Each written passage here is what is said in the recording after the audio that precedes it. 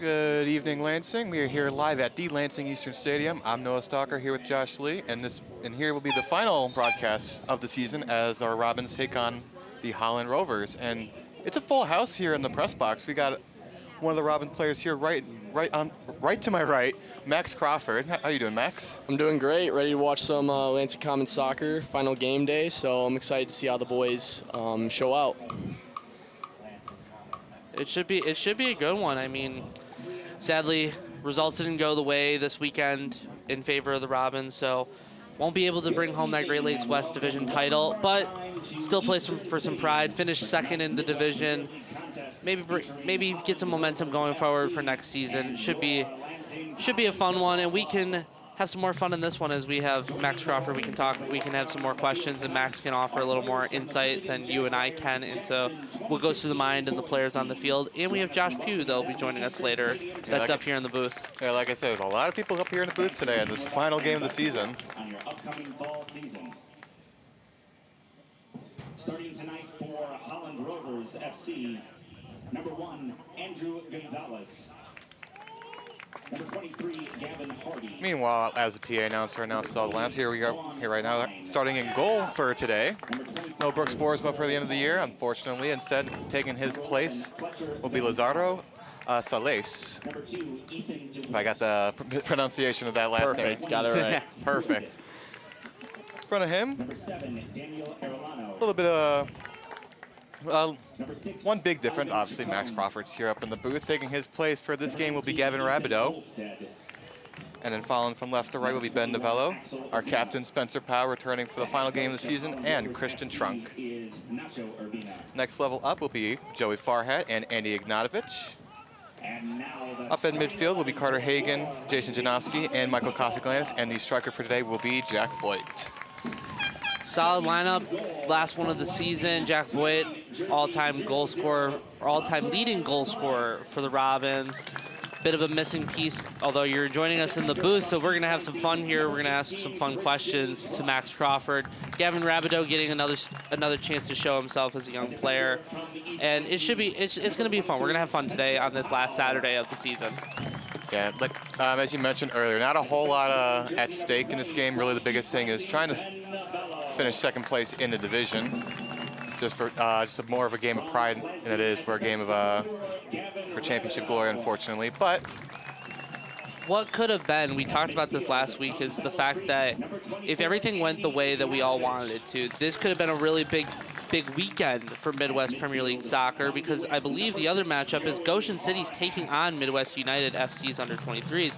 So it really could have been a fun game. So I want to turn it over to Max. Max, what would have been going through your head if that was the scenario that played out, knowing that you would have had to play to control your destiny and getting all 3 points, but having to wait on result from Goshen City? What would have been going through the player's mindset in that scenario? Yeah, personally, just as a player, we'd be fired up, like ready to go right away. Obviously, unfortunately, results didn't go in our favor, so unfortunately, we were just playing for pride, playing for second place spot. But either way, this is a great opportunity for the boys to get minutes, get themselves prepared for their college season, and we want to end the season on a high note. So unfortunately, we didn't get that conference title this year, but again, we had a lot of good moments throughout this whole year, and next year is going to be a force to be reckoned with. So it's just a good opportunity for these guys to get some minutes and get prepared for their college seasons.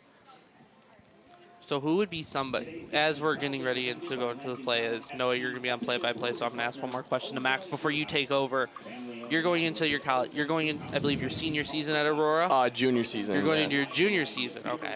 So obviously the knee injury knocked you back a little bit, but what are you trying to look forward to with this next coming season with Aurora, trying to build on? Now you're an upperclassman for the first time since your high school days. So what's something that you're just going to be looking forward to build on at Aurora? Yeah, so the big thing I want to focus on is team culture. And as a captain next year, I just got named captain for the team. So congratulations. Thank you, I appreciate it. I'm going to take more of a leadership role.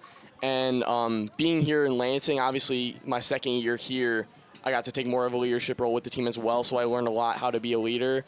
But I think the big thing is bouncing back, and the big word I want to say for my college season this year is redemption, because last year results didn't go our way. We were coming off a conference championship last year, and unfortunately we didn't finish as high as we wanted to last year. So we're bringing in a talented class, talented group of recruits. So we have high expectations, and the word for the season is redemption. We want to redeem ourselves, get back into winning ways, win conference championships, make those runs in the national tournament. So, yeah, I think just playing this summer, getting minutes, and being a veteran on this team, being able to take more of a leadership role this year was huge for me going into my college season. Awesome. Back to you, Noah. Yeah, thank you for that insight, Max. Lansing's about ready to get this game started here. One more thing before you go, Noah. What is the one message that gets brought up a lot in this conversation, Max? I know it's more of a hype up, get ready for the game, get everybody focused on the same things that coach is preaching, but what's one message that got highlighted a lot this year? Yeah, it's mainly just obviously hyping each other up, just some last minute adjustments, like strategic stuff, like what we need to do to get prepared. But it's mainly just the last minute motivation, just to get us prepared for the game. Usually all of us chime in on that, but it's usually obviously Spencer being the captain. He's talking a lot. But yeah, it's just a lot of conversation getting us prepared, last minute motivation, any like knowledge of the team. A couple of these guys know one another from the other team. So we get a couple guys just highlighting that as well and getting prepared for the game. And we are underway here in our state's capital. Holland starts it off with a big kick, but Lansing looks to try and generate some offense as we get the first whistle blown in the first 20 seconds of the game.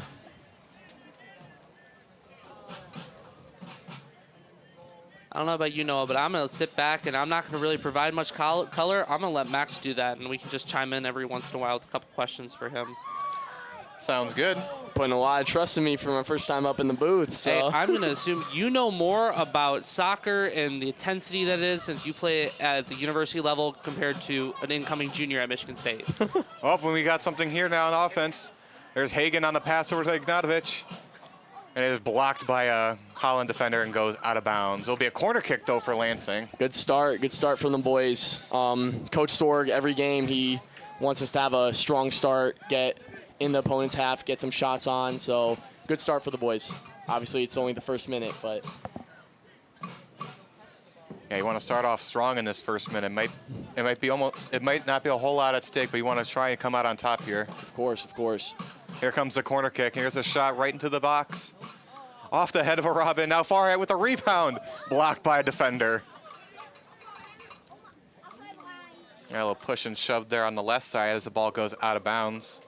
So, Max, we've talked about it all season, how important set pieces are like that, and essentially from the corner. And then what Damian can do and some of the other players they can do from the long throw.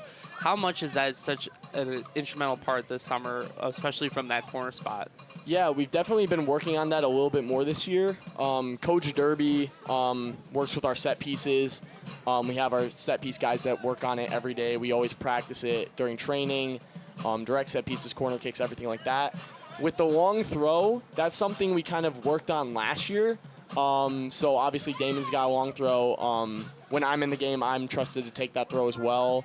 And it just is used as another set piece. It creates another scoring chance for us. So we also do work on that in training. But Coach Derby's done a fantastic job with our set pieces. And yeah, so we really just prepare those every game. And it's very hard for opponents to deal with. Meanwhile, Lansing still on the attack here now as Holland retakes possession. Racing forward on the right side. Ball goes out of bounds. Tied up right there was Andy Ignatovich. Could be a throw-in for Lansing. John's going to dump it off quick to Ignatovich. Jogs his way where he gets the pass to Novello.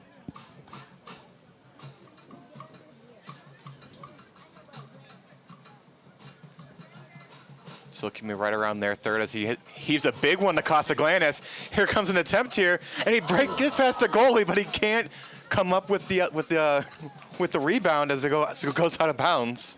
Yeah, Rovers defense got caught lacking a little bit. Great ball from Novello coming in. Mikey, smart player, you made the good run in, and yeah, unfortunately, Just goes away. Good job by the keeper to put Mikey under pressure there as well. Yeah, first real big scoring opportunity in the game for the Robin. Let's see if they get plenty more here in the first half. We're only about 3.5 minutes into the first half. Still a scoreless game here at the Lansing Eastern Stadium. As the Holland goalkeeper is going to get the ball right back. Voigt tries to rush him, but he gets a big kick off and goes right on top of the head of Powell, banking off a couple other Robins as it lands right back on the turf. Midfield with it now is Holland. They're going to try and regroup a little bit. Meanwhile, there's no one there. Racing for it now is Lansing. That is Jason Janoski. He gets a pass over to Voigt. Voigt is low on the right side. Is he going to go for a kick? He gets a pass, and it goes off of a Holland player and in. Yeah. Well done. Jason picks the ball up in the midfield, attacks at the defense, makes a great ball into Voigt, and Voigt just does the right thing, puts a cross in. Anything can happen in that moment, and fortunately enough, a Rovers defender helped us out a little bit. So, Max, you're a defender. Talk about what would be going through the mind of the defender that just, Holland's not feeling up to the motivation today. We found out earlier that, they only have 4 substitutes for this game. They're playing with an outfield player that's playing goal. What's going through the mind there, especially conceding an own goal for the first goal and just in the first 5 minutes of the game? Yeah, I think it's just a rough start for them. Obviously, they're missing a couple guys, so that's always not the greatest thing. But from my perspective, having Coach Sorg as a coach, it's always that next man up mentality, and that's kind of how they have to treat it. Again, obviously, we're not really competing for, both teams aren't really competing for a title, so this is just last game, last hurrah. So maybe they just came in flat-footed, not ready to go, unmotivated. So obviously it's tough to go by that, but they just have to treat this like last game. This is their championship game in a way. They got to focus on that. So, yeah, so hopefully they have a short-second memory and they can keep going and try to, I want to say score on us, but I don't want that to happen. Well, they're trying to pierce through the Lansing team, but they're able to keep him from going in the net. Now Kosaklan is on the left side. He's just racing along the midfield, blocked by number 25 of Holland. Now they're going to regroup on offense. Cross-field pass, no one home there, as the ball is going to sail out of bounds. Rabideau looked like he was going to go for it, but he saw the speed of the ball. It's just going to go out of bounds. Might look at the throw in. It's okay to be biased, Max. We're very biased in the booth. We don't even know. We don't normally get lineups for the other team, so we just have to say numbers and everything, which we have to feel bad for, but we get all your guys' names right, so it's okay to be biased and what you want to happen in the booth. Yeah, I'll say I'm a little disappointed because I have a couple of friends I used to play club with that play on Rovers, and unfortunately I don't see them here today, so it might just be one of those days where a bunch of the guys just can't make it. So Midsummer, we're all getting ready for that back-to-school mentality coming up here. So, meanwhile, offsides was called on Christian Trunk, a little too far ahead of the Holland defense as they get the kick here. Banks off a couple players, lands back on the field. Meanwhile, number 6 surrounded by 4 different Robins as they get the ball right back. Tries to get it to Voigt, but it's blocked by number 28 of Holland. Lansing still has possession of the ball right around midfield. Here goes Rabideau. He's going to trickle it along back to the defense. Now he gives it to Powell. Powell crosses it over to Novello. A stutter step back to Powell. He's going to heave it over to Rabideau. Goes off of his cleat up in the air. Now it's going to go over to Novello, just staying on their side of the field. Now he gets it over to Kosaklan. They're just going to keep it away from Holland. We are 7:50 into the first half. Lansing 1-0 thanks to a miscommunication by Holland, letting a goal in off a Jack Voigt pass. So we get more. Here's another big kick. Racing for is Janoski, but he's not going to be able to get it. Holland goalkeeper is going to backpedal into the ball as he's going to get his hands on it and drop kick it. Bounces off the head of Farhat as Voigt races for the ball. Kicked away by Holland. It's going to be a throw-in for Lansing right into the stands on the opposite side of the field. Yeah, just watching this first bit, it looks like Holland's just not looking to press. They're just going to let us have the ball, which, again, that's going to have to account for our midfielders and our forwards. We have to move off the ball to create opportunities. I think they're banking off the fact they want to wait for us to make a mistake and try to counter us, which, ooh. Well, there was almost potential mistake there for Holland. Jack Boy was able to get past the defense, but the goalkeeper got his hands on it before anything bad could happen for Holland. Yeah, our team, offensively, when we're on the ball, we just got to be patient and wait to find gaps in their defense, because if they're just going to sit in, it's going to be pretty hard to break them down. All right. Trunk and Rabideau, Hagen and Rabideau were trying to pinch the Holland forward, as the ball is going to sail right over to Salice. And get a pass off to Novello. Jogging his way over with a huge kick. And it's just going to go out of bounds. Christian Trunk is unable to get to it, as it's going to be a throw-in for Holland. So, Max, we talked about it a couple broadcasts ago, but nope, hang on. We'll get to that question in a second. Here comes a 2-on-1 attempt here for Holland. It is stolen right by Novello under his feet. Number 11 slides in to gain possession, but Novello says, nope, I'm not going to let you. And he gets a pass right off to Janowski. Yeah, Ben Novello's a dog. I won't even lie. Oh, here comes Mikey's Costaglanis. He's got one man on with a shot, and it's blocked and out of bounds. Still going to be a throw-in for Lansing, fortunately, as they stay in Holland's third. So the question I was going to get to, Max, was we talked about it back a couple broadcasts ago, and he decided to come up big right there. That mid-season change with Miles Foster's going down, it seemed like you guys had a very sturdy, and the chemistry was there between yourself, Michael Dietz, Spencer Powell, Miles Foster. How did that shake up? It seems that Ben Novello was still able to come right in and fill that void, and there was no issue. But how did losing somebody like Miles Foster affect essentially even the day-to-day in the training? Yeah, I mean, it was obviously it's a big loss. Miles, great player, and he's also just a great person. Him coming in to the team for its first year, we knew he was going to bring a wealth of experience. Obviously, being playing at Michigan State, he was going to bring a leadership factor as well. So losing a player like that is obviously tough. But again, Coach Sorg always emphasizes that next man up mentality, and Ben Novello is actually a striker. He plays up top at college, but we used he came in last year and he got some minutes for us at center back because he played there in high school. And man, he's been fantastic this season. He's been all over the place. He's been defensively, he's very sound on the ball. He's helped us a bunch. So Ben Novello has been a great asset for us because obviously he's a utility player and you can play him anywhere you really need him to play. So unfortunate to lose Miles, of course, but again, I feel like this year's squad especially, we have such a good team chemistry and we work well together. Our team culture is very good. So anyone that steps into our lineup is going to be a good fit. All right, Salice now controls the ball way outside the box as he dumps a pass to Powell. He's going to get a quick angle to Farhat. He's going to go right back to Novello. Corrals it over to Powell. About to cross midfield.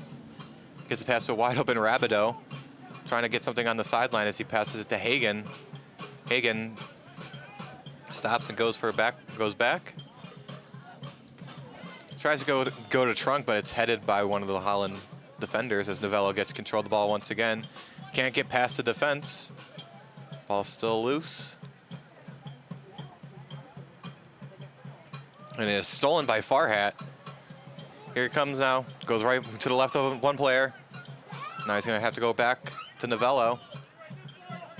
Novello gets control as he gets it to Costaglanis. Costaglanis still on sides on the left side. Makes a man miss. Gets a pass to Janowski. Right below, through the legs of a Holland player. 119-19. Gets a shot blocked. Rabideau gains control of it.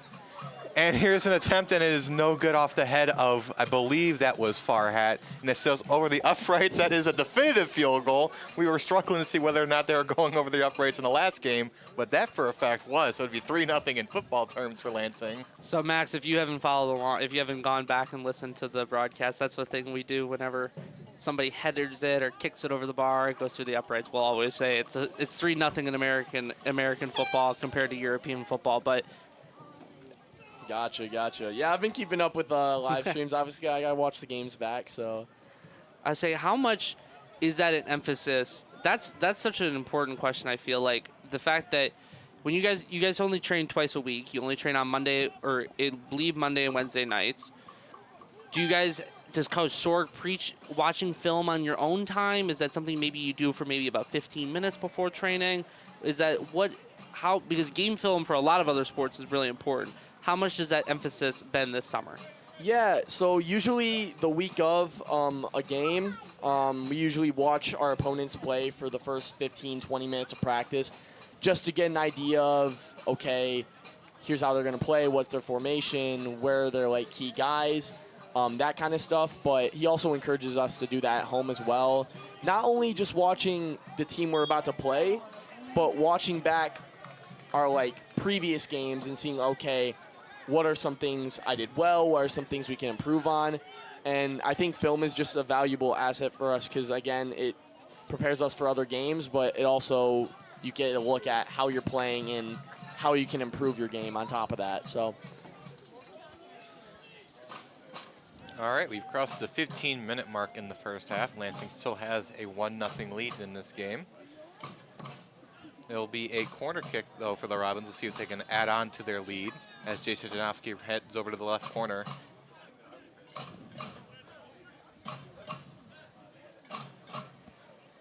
He's ready. Here's the kick. And Pau attempts to knock it in with his head, but it goes right past him. Still in control with it is Ben Novello as it gets crossed up, and it's now going to be a throw-in for Holland.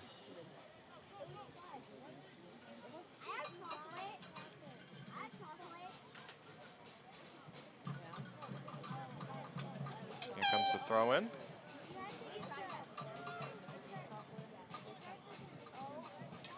And it's stolen right there by Lansing. Costello attempted to try and steal it out, but Holland still gets possession of it. Loses it right around midfield as a few Robins group up towards it. Here comes Lansing as Andy Ignatovich gets it. Tries to get it over the Voigt.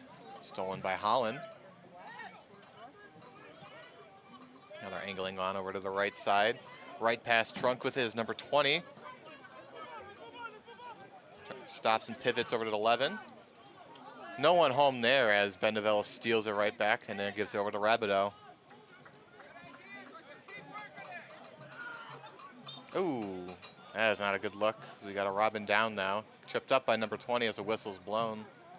I believe we heard that one all the way up here from Jason Janowski. He audibly screamed. But Max, getting away from soccer. Let's get to know Max Crawford. Okay.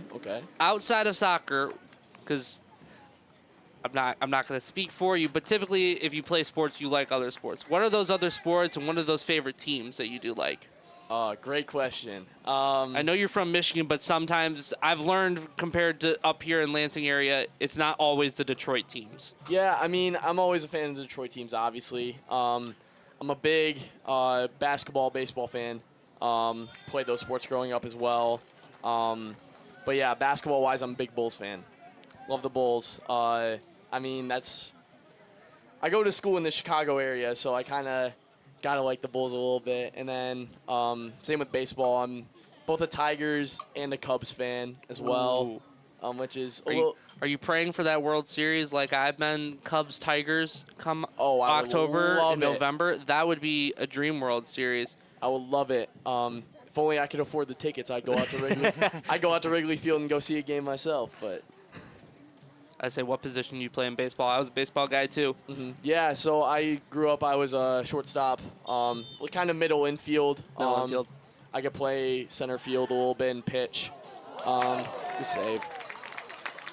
But yeah, I grew up playing baseball, and it was kind of, I got to the age 6th, 7th grade, and I had to choose soccer or baseball at the end of the day, and I just made the decision to play soccer. I enjoyed it a lot more, so, but no, I still love baseball, love basketball as well.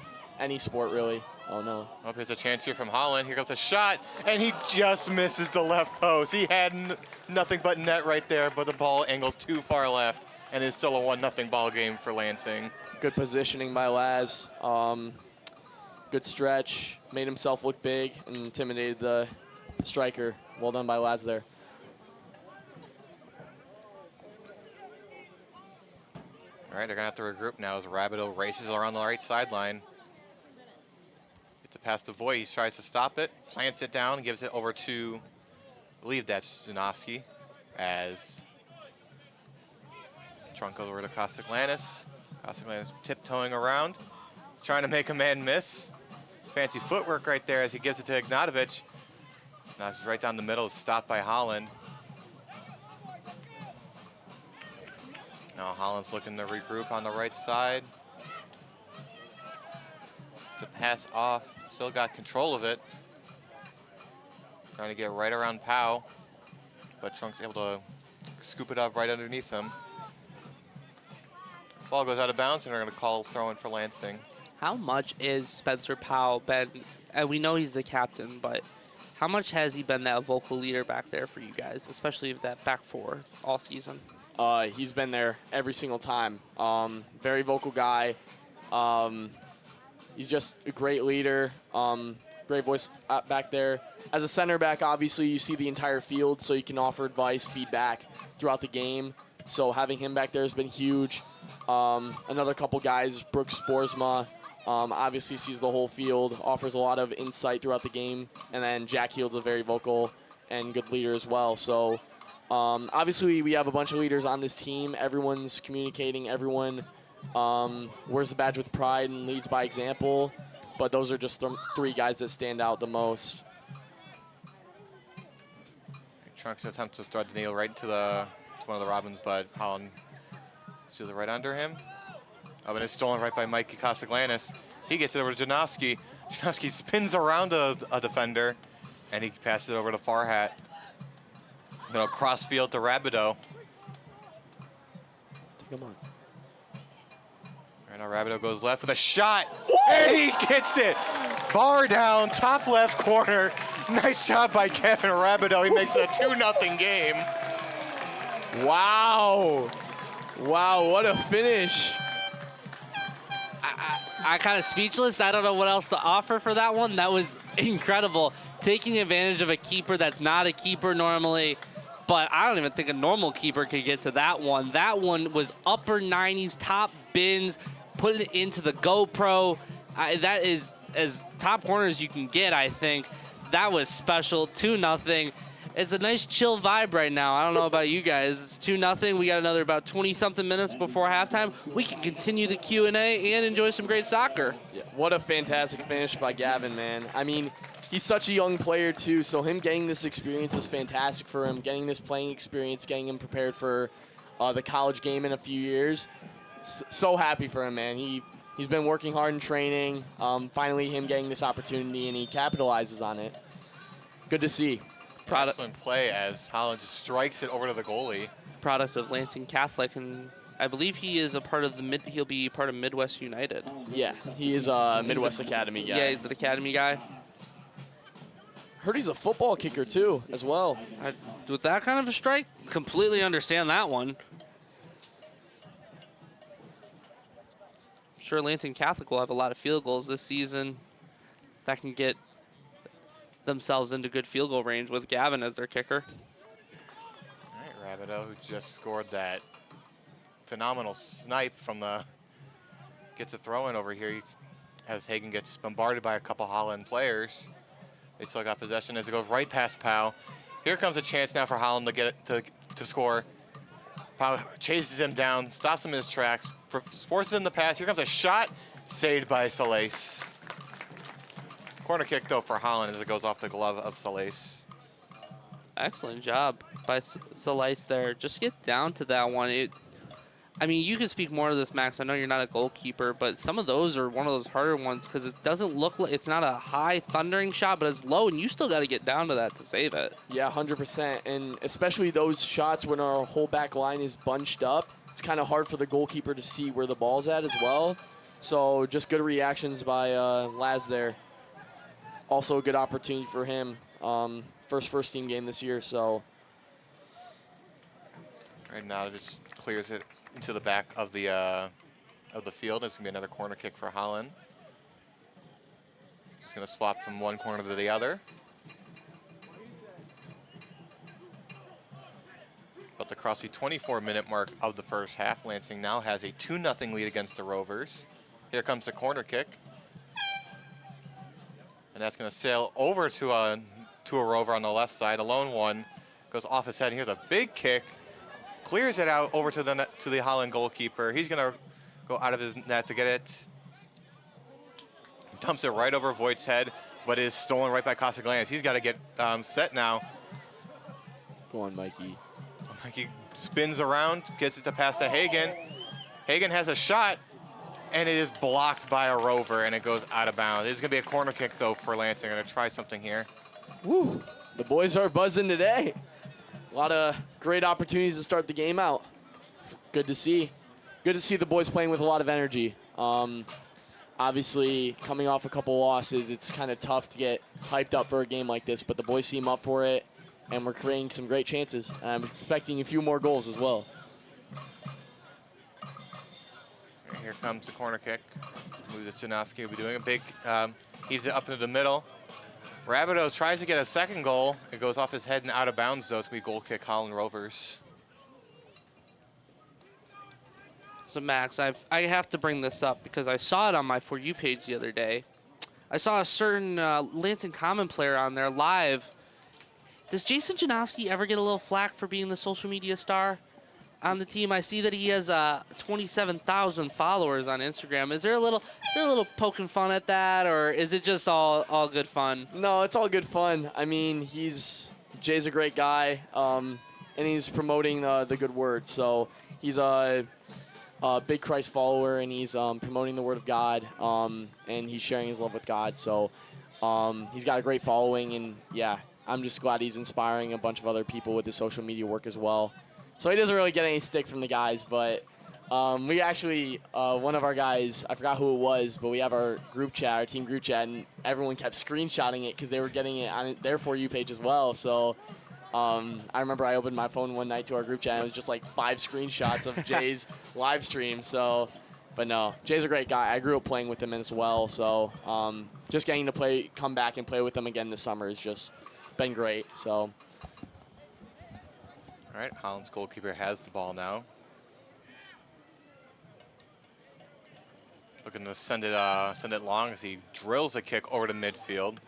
Lands into the possession of number 2 of the Rovers. He's just gonna tiptoe the midfield line, and is stolen under his feet by Farhat. Now over to Janowski. He's able to trickle a pass to Novella, but we got a whistle blown.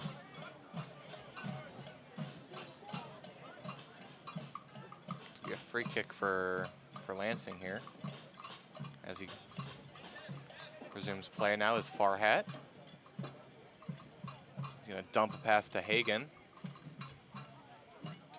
Hagen is corralling that right corner. He gets right past the defender, looks for a pass, and is interrupted by Holland. Voigt's gonna try and race back to regain it. Ball still in bounds, stayed on the line as Rabideau heads over to the middle. Now to Janowski. It's all right under him. He's racing for it now. He's staying in front of the guy. Number 20 can't keep it in bounds to be a throw-in now. We're going to get a substitution. A very animated Josh Pugh underneath us celebrating that ball getting kicked out. I was wondering who was clapping very hard for it. Lansing Common substitution going in, number 11. Meanwhile, number 11, Owen Resch, will be coming in, replacing Michael Casaglanes now. Meanwhile, Christian Trunk gets a quick throw in to Ben Novello, who's going to just pass it back and forth to Trunk. Gets a cross-field pass over to Farhat. Gets to the Rabideau. It looked like he wasn't able to get, but he just steals it right under him. He makes a couple men miss, but Holland's able to retake it. Just a shot that went nowhere as Solis grabs it over to Novello now. Now passing it to Janowski. Trying to make himself look big, pushing a couple Rovers around. Now to Farhat. Strikes it, tries to get it to rush, intercepted by Holland. Now Colorado's are going to try and pinch the Rovers, but they're able to clear it out back to Solis. 29 minutes in this first half have passed. Lansing up 2-0 here against the Rovers. Robin's looking to add on to that lead as Novello passes it back to Solis.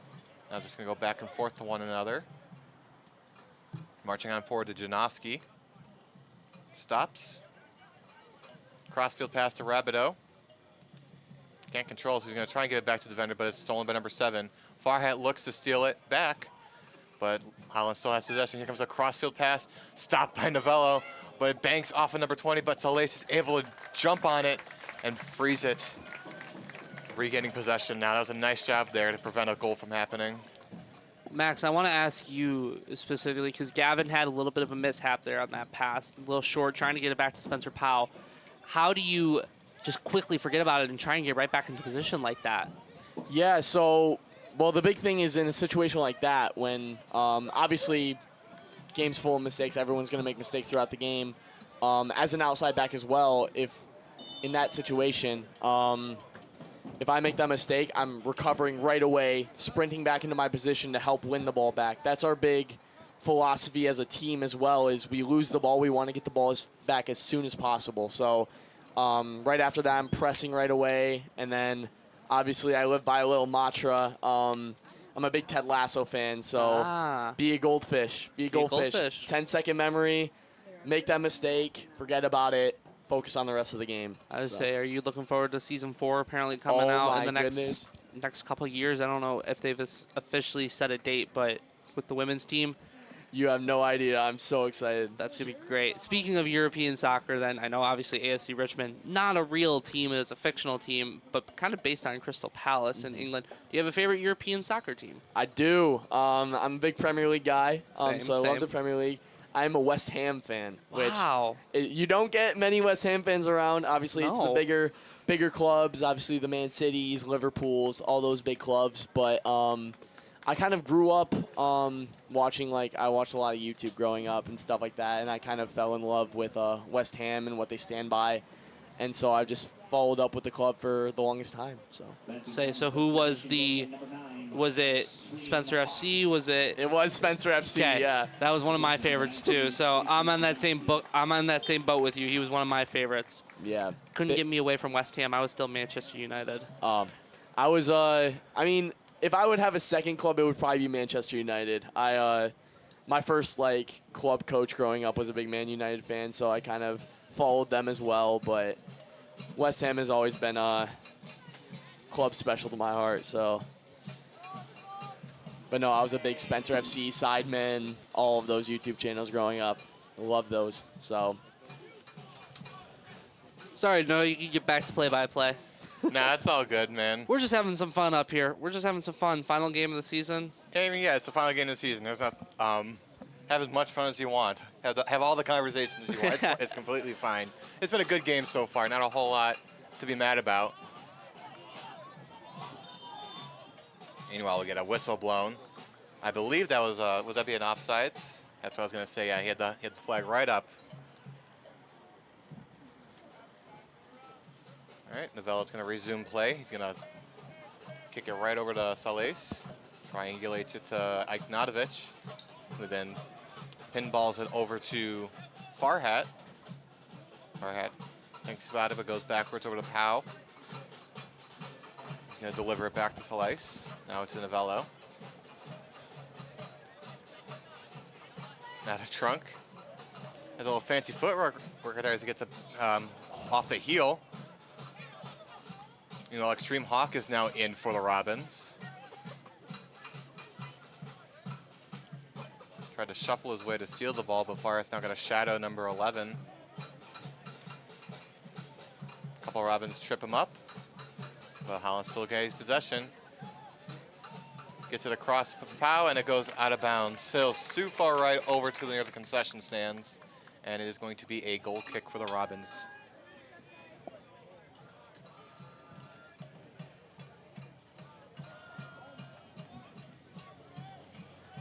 No, I don't know about you, but I want to figure out where the drumming is coming from. I believe it is on our near side, but I can never see who's actually doing the drumming. Look across the field. I would say Is it them all the way over there? It is across the field. It's the stadium mic is probably what's making it sound like. Yeah, it's catching up really good from all the way over there. Wow. It's the branch supporters group, man. They're always here loud and proud. That was a big talking point, and I don't know if Noah can agree, but Steve talked a lot about how important those supporters on that far side, the only one standing on the opposite side, how important they are to the club. Man, it's awesome having them at every single game, home and away. They make the trip out to our away games as well. They just bring such a great atmosphere, and it's such, honestly, as a player as well, obviously we're not professional athletes, but this club is the closest thing to a professional environment that I've been in as a player so far, and just having the supporters group here to support us and bring the energy every game. It's just such a cool experience. Say after this free kick, I got a message from our producer. We have 3 different European soccer fans. I believe Scott above us is Liverpool. Okay. Well, I'm United and you're West Ham. But so I might add a little bit of beef between you two.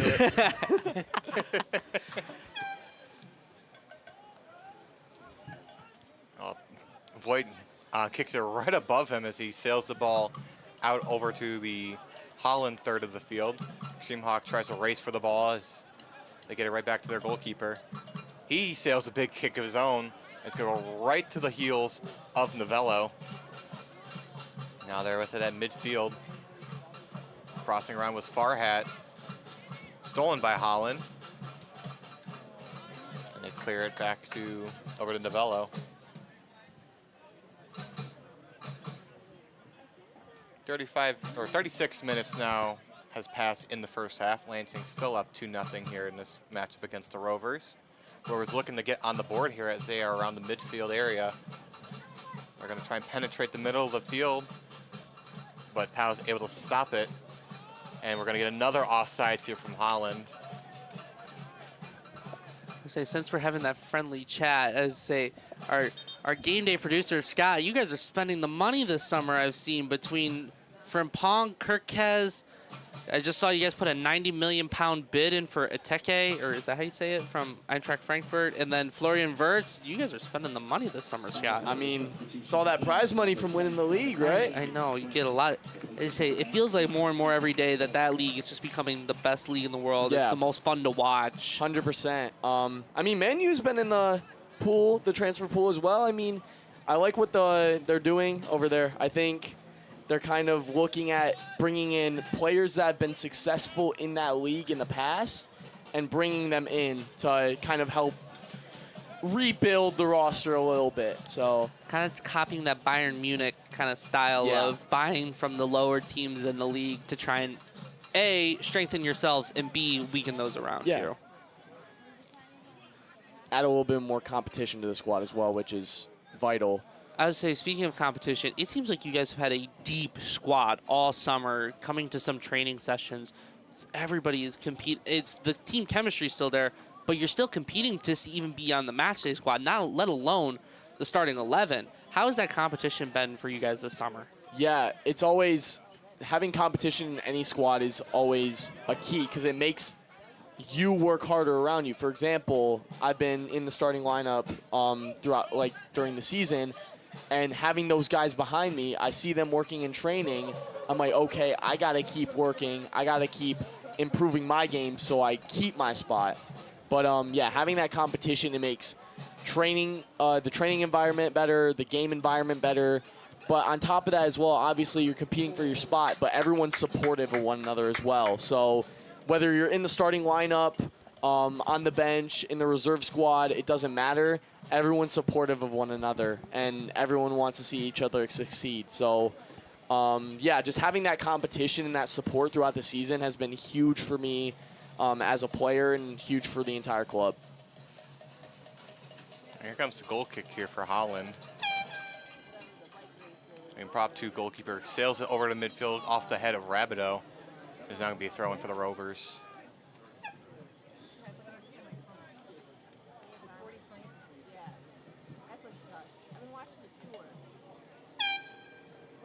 Holland heaves it over to the face of number 27. It bounces off and now out of bounds. It's going to change hands over to Lansing. Here comes Rabideau. Thinks about it, but he just gets a quick dump off. Bounces around Farhat. Nice play there by Holland, but Farhat's able to stop it. He's going to race now across the middle. Go on, Voigt. That passes over to the Voigt on the left. Gets a shot and is blocked by Holland. Man, I will say, I'm enjoying my experience up in the press box, but it does also suck that I'm not out on the field right now, to be honest. I say, you would be working up a sweat, but you're getting a sweat up here too. I mean, it's a humid day. We don't have air conditioning in here. We've talked about it the last couple of weeks between you and I, Noah. It is not comfy up in the press box here. It usually isn't, but to be fair, today's honestly probably the best yes. in terms of like the temperature-wise since like I guess week 1. Yeah. I mean, this is pretty much my workout for the day, though. I mean, the humidity making me sweat a little bit, burn a little bit of calories, getting me in shape, a little bit more in shape for the college season. So I say it builds up that jawline, how much you talk while you're up here in the booth.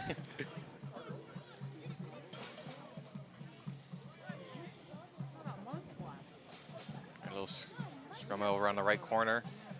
Lansing comes out on top. Here comes a race for it. That's Ignatovic on the right. Stolen right under him by the other 24 of Holland as he clears it. Goes off the head of Powell. Rush is going to try and keep it in bounds, and he does. Ball is still alive on that side of the field. Hagen loses it to now Holland regains. Farhat tries to get it right back.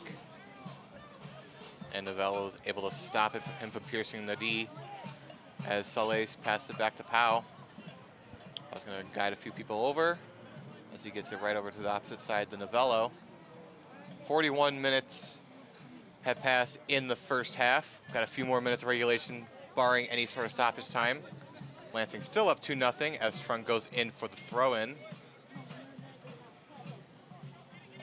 Starter steps a little bit as he gets a quick dump off. Tries to corral at the Farhat, but Holland takes it right back. Getting pushed around now as the whistle is blown. Got a Rover down right around the 35-yard line. Fans at halftime will be having another ball toss contest. We can win some great prizes. All ages are welcome to participate. Yeah, overhearing the announcers, I might need to hop in on that halftime. I would say you're gonna pull a Jack Heald special. As the games that Jack Heald wasn't a part of, he would participate in the ball toss. I might have to, honestly. I want some more Robbins merch. I believe we do have a very good discount. I believe we have a very good discount going today, between 30 and 50% off at the merch tent. Hey, if anyone Branch Sports Group or on this side of the stadium hears that, I'd go. I would want to go. The merch tent. I've already put in my bid for my your jersey? Away jersey, yeah. I'll say which one. We had at the start of the season, Noah can chime in here too. At the very start, it was the weekend of the Kentucky Derby, so we were talking about each jersey. Which one is your favorite? Oh, the away jersey. I love the away jersey. I love the outline of the city on there as well. Yeah, I'm a big fan. Our home jersey this year as well is great. I think Moneyball does a great job with our jerseys for sure. But yeah, something about that away jersey, man. I just like the feel of it. I just like the look of it as well. All the Robins going across as well. Plus last year, I bid for my home jersey, so I want to get best of both worlds. There you Get go. the home and the away jersey. Moneyball should do a sponsorship with you, Max. You just gave a lot of good pointers, or you gave a lot of good critiques for them. Hey, I could do A lot of good words. Hey, if Moneyball Sportswear is watching this right now, I'm looking for NIL deals. NIL, man. All right, Hawk heaves over a crossfield pass to Rabideau. I'm gonna send it right back to Farhat as he goes across midfield. Tries for Trunk. He's able to get it eventually. And he stutter steps a little bit, loses possession. It's going to be throw in now for Holland. A little more than 2 minutes to go in regulation here. Lansing still up 2-0. Hearing Josh Pugh in the bleachers right in front of us. I don't want to be the guy to tell him that there's no offsides on a throw-in, but Don't worry, I'll make sure to let him know if he comes and joins us in the booth a little later. Yeah, we can hear you crystal clear, Josh. He really didn't think we could hear him. He's yelling right below us. All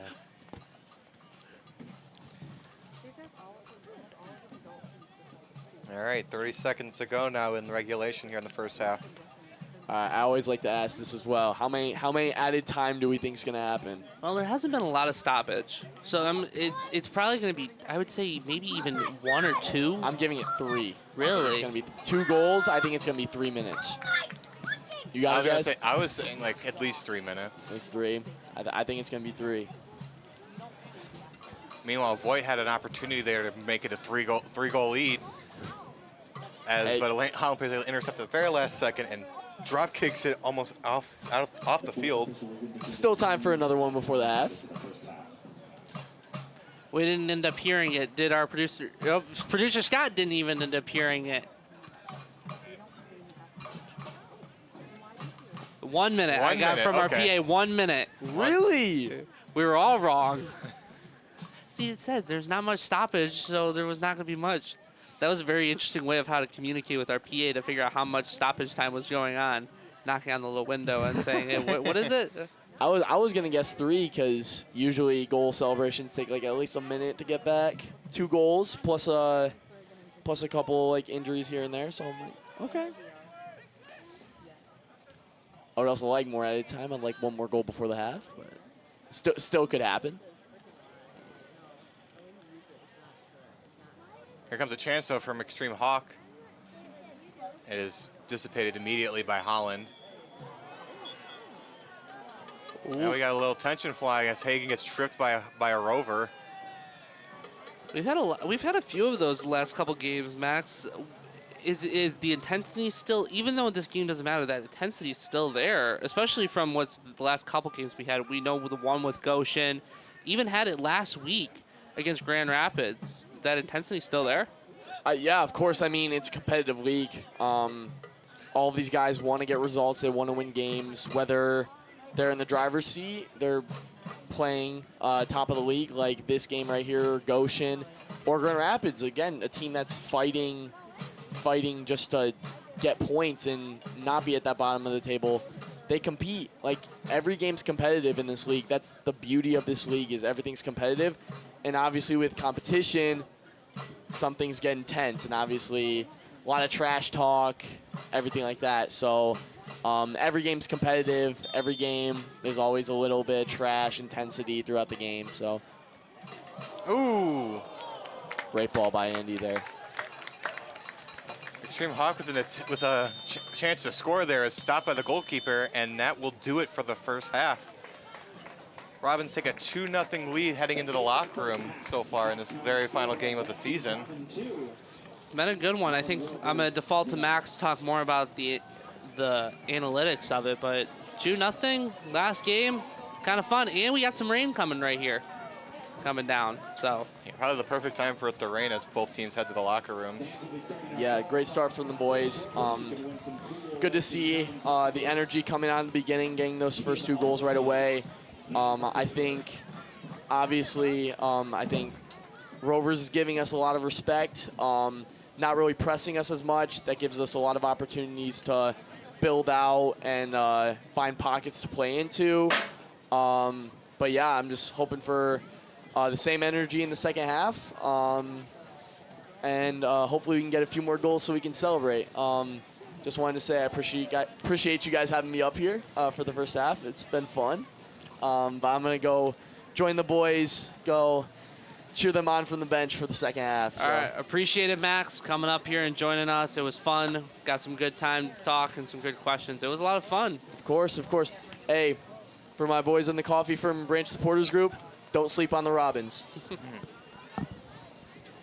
It's an honor to have Max Crawford here up in the booth as we are going to take a short break. We'll be back with more action here at the Lansing Eastern Stadium. Your Robins are up 2-0 against the Rovers. We'll be back shortly.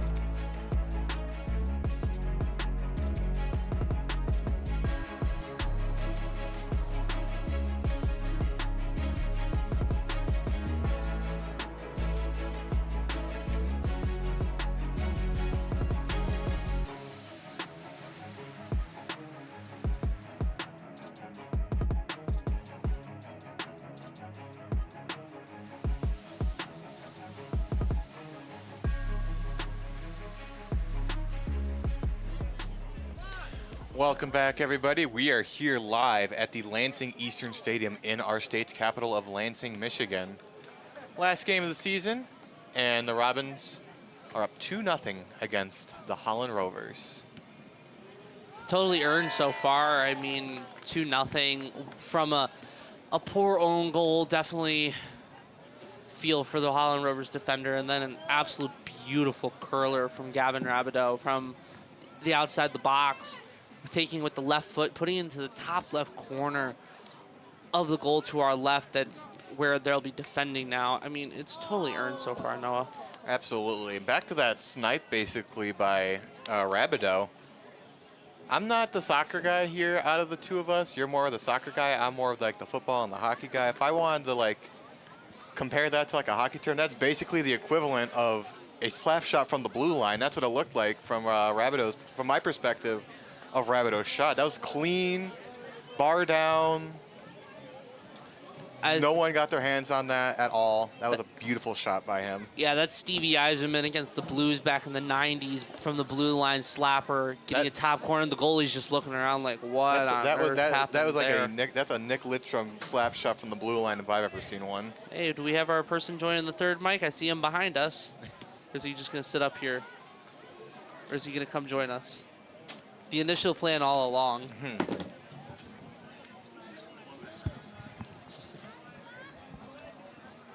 Welcome, Josh. Check, check, check. Are we live? Yes, we are live. Yeah. Perfect. It's my greatest entry to a broadcast in club history. Check, check, check. Yeah, just on time, too. Lansing's just about to get the second half started here, up by 2. Second straight game, leading 2-0 at halftime. Hopefully it ends a little bit better than the last one. Yep, starting things off, Damian Dye is now in for the Robins on defense.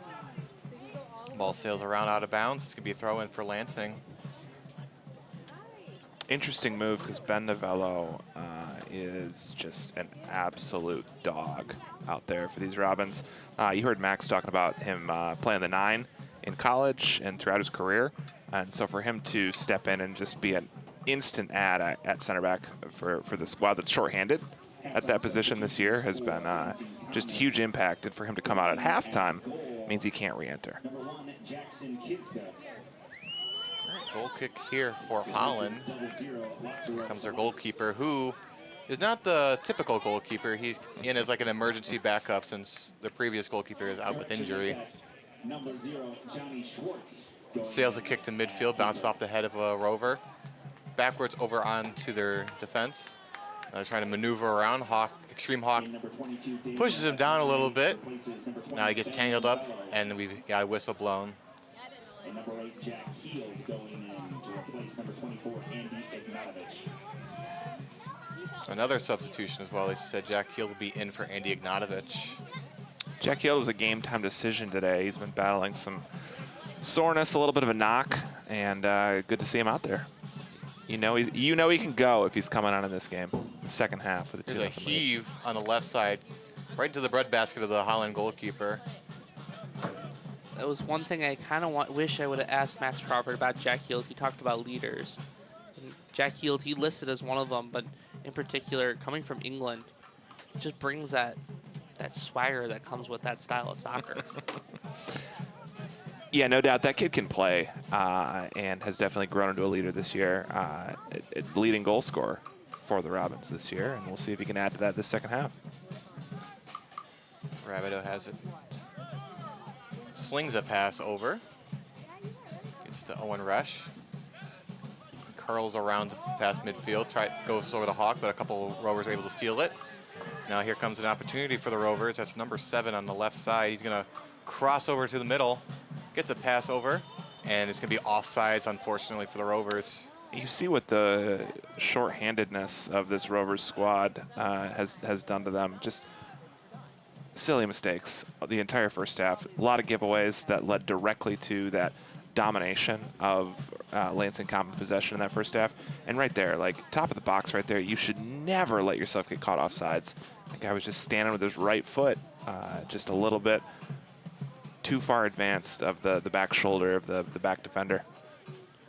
Yeah, there have been several chances in this game where the Rovers had had an inkling of a shot of trying to get on the board, but either it's a toe, a heel, or whatever is a tad offsides, and it just kills off whatever momentum they had. But here comes another chance as Damien Dye shrugs it off, and it's going to be a goal kick for the Robins. You have to wonder, too, is how much is fatigue going to play a factor into the Rovers for the second half? Even though it's 2-0, both teams are only jockeying for position amongst themselves. They only have 3 subs, apparently, on the bench right now. So if they're going to have to, all the players are going to have to go for as long as they possibly can to try and avoid fatigue. Salacious is just playing back and forth with Spencer Powell. Gets a kick right over. Rubidoux races for it, keeps the ball in bounds, but it's going to sail a little too right and it's going to be thrown for Holland.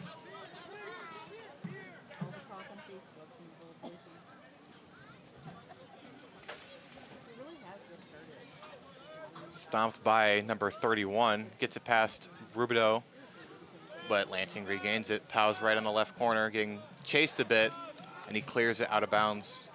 Still going to be a throw-in for Holland. They're going to try something here on this corner. And it's going to be an adjustment for these teams. I don't even know if they know that it rained at halftime since they were inside in their respective locker rooms. But it makes the field well offside, number 7 there. It makes the field a little slicker, which means the ball bounces a lot differently. The ball moves a lot faster. And then perhaps most obviously, as a player, if you can't trust the surface, it's a little slipperier. It makes it more challenging for you to play. No question. So a lot of weird differences in the second half versus the first. Meanwhile, Holland had it looked like what was a goal was called off for offsides. They still have it on Lansing's half, but Damien Dye tries to clear it out. Stopped by number 31. Here comes another chance. Another offsides. This is the 3rd time at least that number 7 of the Rovers has been caught offsides. 3rd time it's been called, I'll just say. 3rd time it's been called.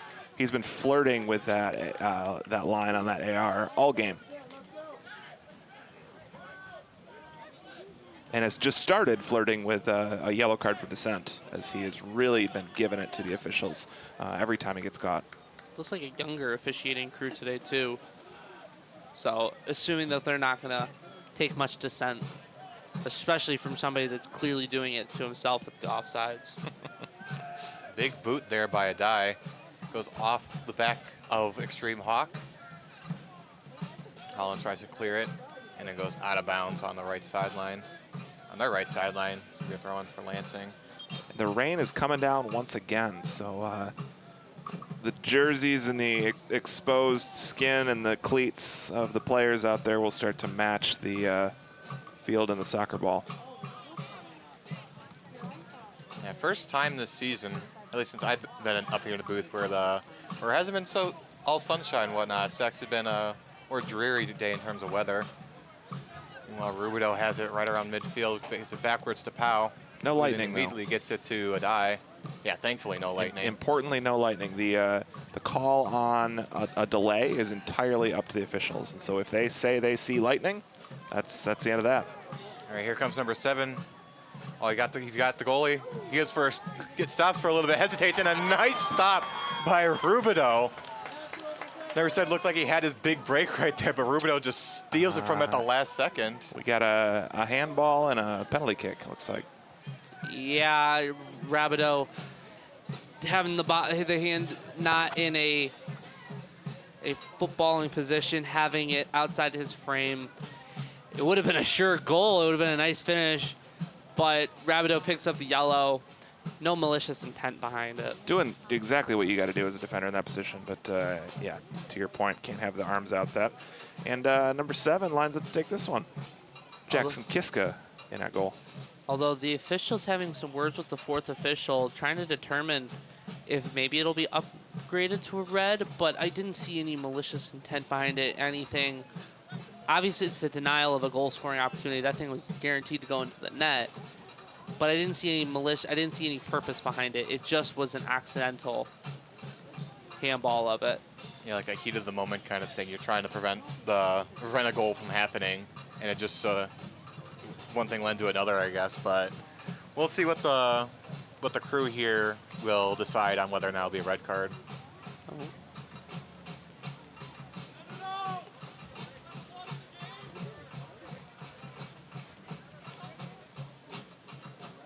right, both Pau and Rabideau are trying to plead their case, but they are going to give the red card to, or Heald and Pau are trying to plead the case, but they are going to give the red card to Rabideau. It's a denial of a goal-scoring opportunity. He had clear one-on-one. No malicious intent behind it. Coach Sorg giving it to the fourth official. But there is no video assistant referee, so it's hard to overturn a call like that.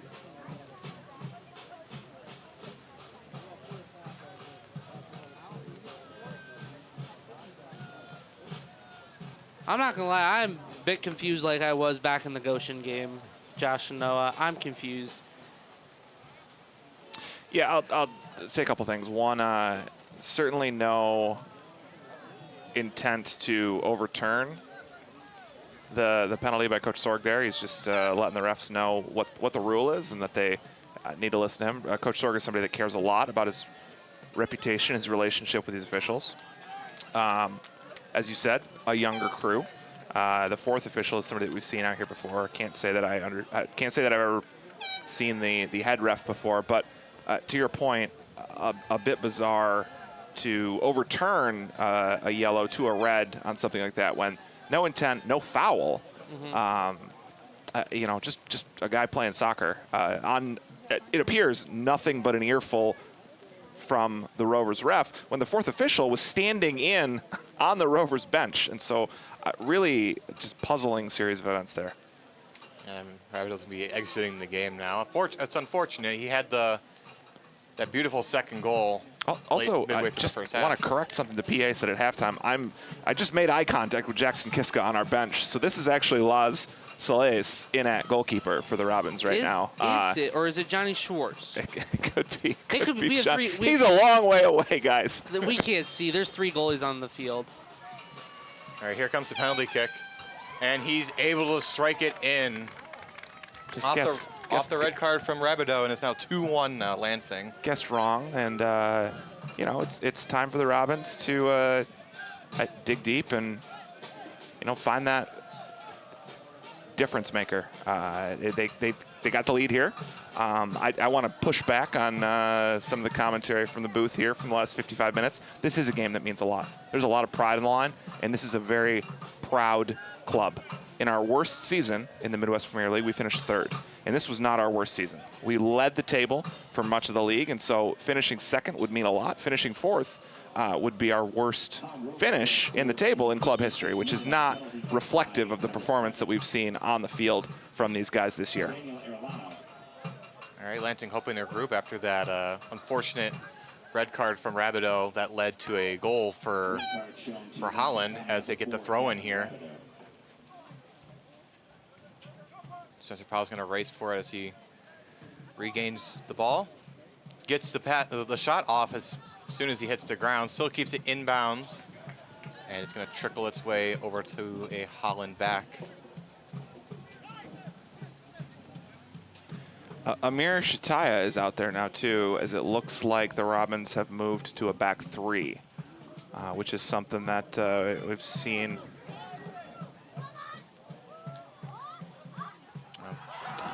And there's another goal. Okay.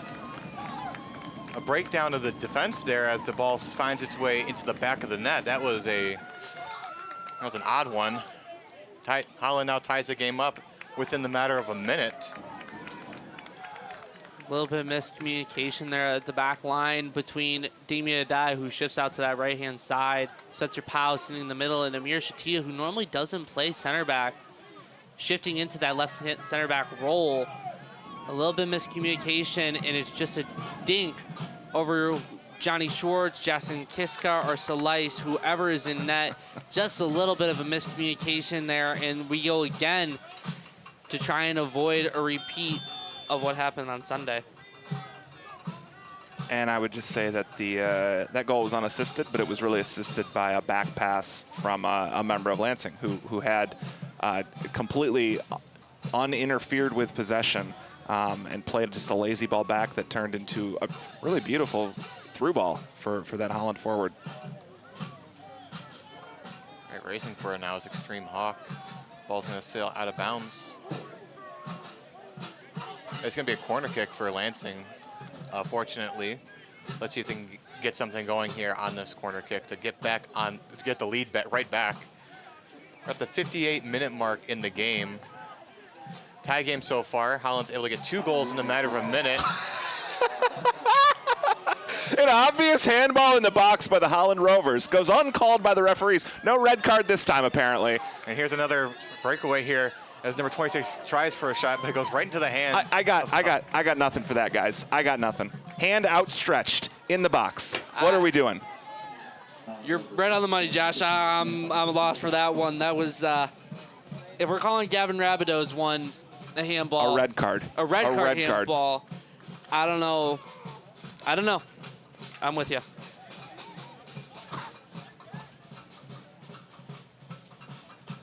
Chaotic second half right in this game here at the Lansing Eastern Stadium. Here comes the throw-in. Long throw from Adai. Heaves it over the head of Hawk. Looks to keep it in bounds. I believe it was off. It was going to be off of Hawk. Last was a goal kick for the Rovers. It's been an eventful few minutes, or past few minutes in this second half.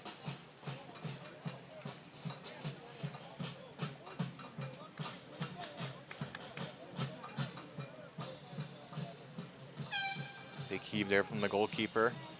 So it was over midfield. And they're going to get called offsides here. Again.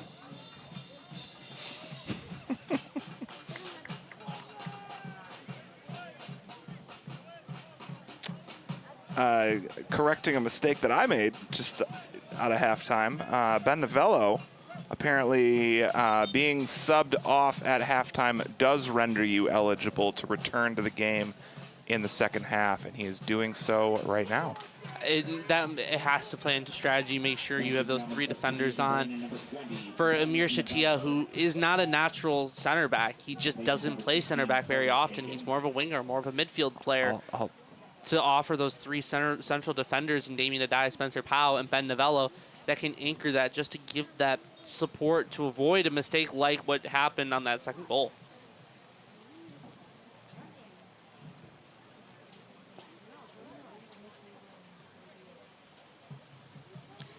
Here's the throw-in. Was thinking about a few different options, but he gets it to Resch as he gets knocked down to the turf, and then the whistle is going to blow right there. Fairly obvious trip there. A little bit surprised that didn't get upgraded, given the... Okay, a forearm shiver right in the middle of Extreme Hawk's back. Not going to...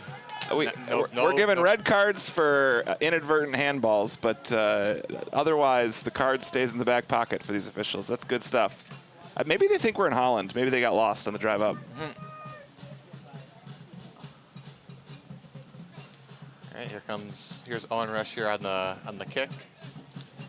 Watch out for maybe going straight from it. This is not a natural keeper. Maybe try and put a spectacular. With these conditions. Here's the kick, sails over the head, and it's off the crossbar. Rebound attempt is no good as the keeper gets his hands on it. Jack Voigt, not somebody I've seen head the ball a lot of times before, but now Holland has a 2-on-0 going the other way. Damien Adai says, no, you don't. Nice second hustle there by Adai. The shot by number 7 of Holland goes far left, and it's going to be a goal kick for Lansing. Nice second effort from Adai to try and get back on defense. You know, kind of a wild game like you would expect from Holland's B squad, to put it charitably, and after the division title's already been wrapped up. But I would say possession in this one's been 80-20 to Lansing, and yet Holland has somehow managed to miss a wide open net like 3 times today. Really, really something. You got to be happy with 2-2 if you're the Rovers, but you got to wonder.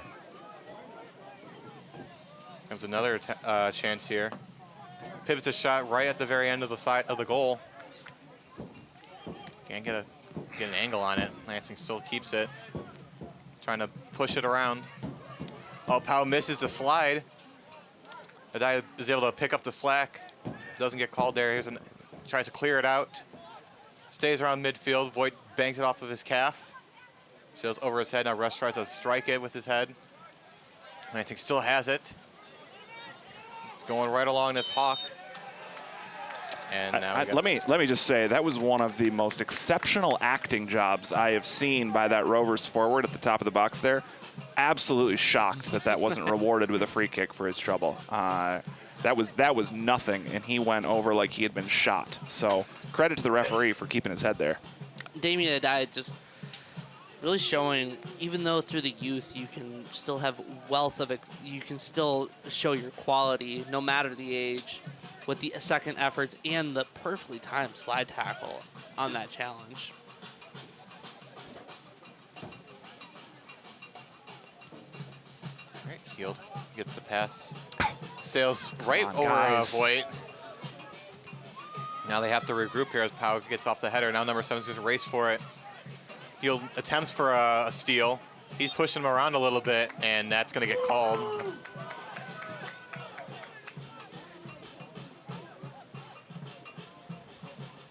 Don't know what's going on here with the refereeing here right now, as number 27 has it on their sideline. Well, I mean, in that case, you gotta, not that Jack Heald should have played that any differently, but you gotta expect that foul to be called. The referees know who Jack Heald is. In addition to his accumulation of goals for Lansing Common, he's accumulated quite a few yellow cards, and the referees got to be aware of that in that situation. Are gonna call him a little bit differently. So, not terribly surprising.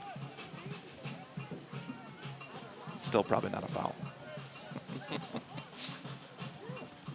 All right, going back and forth with it is Heald and Novello. He's going to trickle it back to Pau. Flips it back to Novello. He's going to spin around an attacker, and he's going to zigzag around midfield. He gets a pass over to Hawk. Now Hawk sails it past number 27 to Adai. Adai on the right side, trying to get the lead here with the pass to Voigt, but he can't control it. It bounces off the bottom of his cleat. Owen Rush probably picked the right run there, but he's probably wishing he had picked a different run there. He was trailing by about 3 yards directly behind Jack Voigt. If he'd been in the back post position there, he would have had an easy goal. Holland goalkeeper drop kicks it. Still on their third. Creeping on to midfield. Heading on a little backwards. Now they're ready to march onto the Lansing side. Gets it past the defense. Here's number 20 all alone with the goalie. He slides in for the save as Novello attempts to clear it to Farhat. Now Farhat dangles around to the left side. Bounces off a Hawk now to Resch. Now Resch is going to race for it around the middle. Oh. Jack Voigt just ran himself off sides there, but it seems like the AR didn't see it. Lucky break there as Hawk bounces over to Resch. Resch is going to flip it to Voigt. And the Holland defender slides in at the last second. And it's going to be a goal kick. Unbelievable. Unbelievable. That clearly went off of Holland last. That should have been a corner kick. Jack Voigt, clearly a very ethical soccer player who did not even think about doing the front flip there to try to win the PK. Noah, you know this, that we haven't really talked about it all season, and I've said that I will never bash the officials.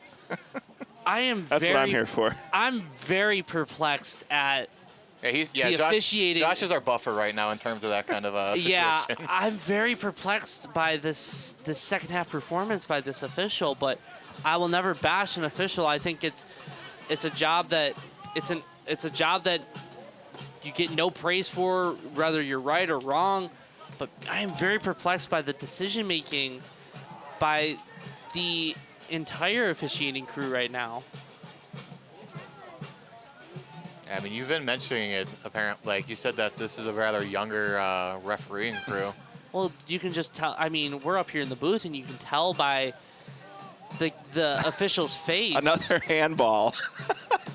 You can tell that, I mean, I've got a report from the video replay that Gavin's hand was across his chest when it hit him. So not only is that not a red card, that is an entirely legal play. Shouldn't have been a yellow. Was not a dog. So no PK, no Holland goal. What are we doing? It's the last game. I don't think they care anymore about what exactly goes down. Here comes the kick. Bounces off the head of a Rover. Team Hawk's able to get it, and he gets shouldered down. Just absolutely destroyed. Twice. And Twice in another a big row. hit. Acting like a goon right now, Maybe, and nothing is getting called. Maybe no pizza for the refs tonight. Just kidding. They never get pizza. You know, Lansing still controls it on in the Holland third. Oh my and they're goodness. just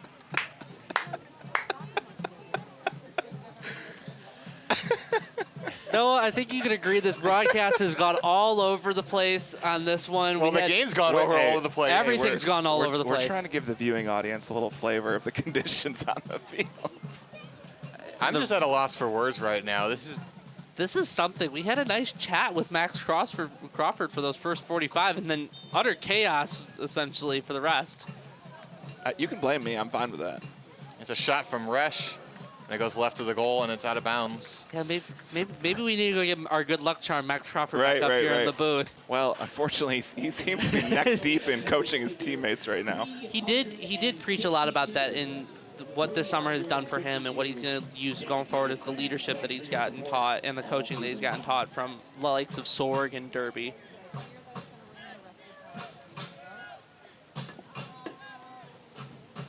right, still attacking with it is Lansing. Holland attempts to clear it out, but Farhat stops it. Bouncing it back over to their own, on offense. Here comes Heald. Heald in the box, a shot, save made. Picks it right up, he sails it over midfield, right off the forehead of Damien Adai. Holland's able to regroup. Spencer Powell trips as number 7 dangles around the Velo. Here's a cross-field pass as they look to get some offense to break this tie. As the die sails in to intercept it. Now Heald's able to box him out and gets a pass off.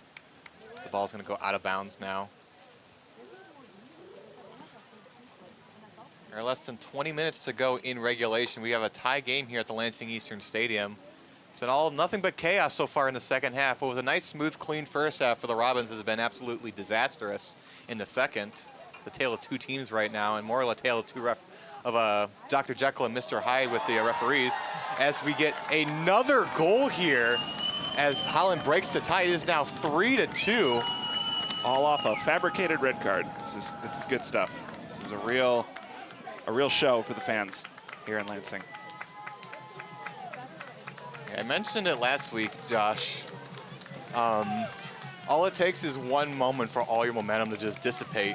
Whether it's your fault or it's someone else's fault. In this case, it's someone else's fault. Yeah, momentum swings are a thing of beauty, and if it's in your favor, and it's not been in the favor of the Robins, it's not through any fault of the Robins. Questionable calls, let's put it at best. Questionable calls have really hampered any positive mood and smiles for the Robins. Instead, it's down 3-2 and just about 20 minutes left to try and salvage this game.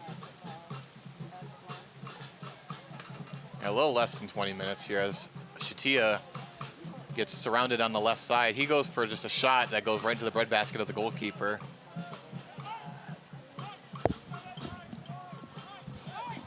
Rain's coming down now here at the Lansing Eastern Stadium. There's a huge drop kick from the goalie. Wow. Vale's able to head over to Salice. He rolls it to a die now. We got to get something going here. A little more than 15 minutes to go in regulation with barring any stoppage time, although I would not put it past him and only give him like a couple minutes. A 2-goal first half resulted in 1 minute, so I don't know. Max Crawford was very surprised by that once we heard that. I think that should have been our first clue once Max Crawford was perplexed by 1 minute being added, that there's going to be a lot of questions to be asked. It's a huge heave from Pau. Can't generate any offense, unfortunately. As here comes another attempt from Holland. Slice is able to run in to get catch it before they extend the lead to 2. Extra little elbow for the keeper there on the way by. Nice. Well, Dye immediately passes it to Hawk as he gets tripped up. God. And they're going to call that. And finally,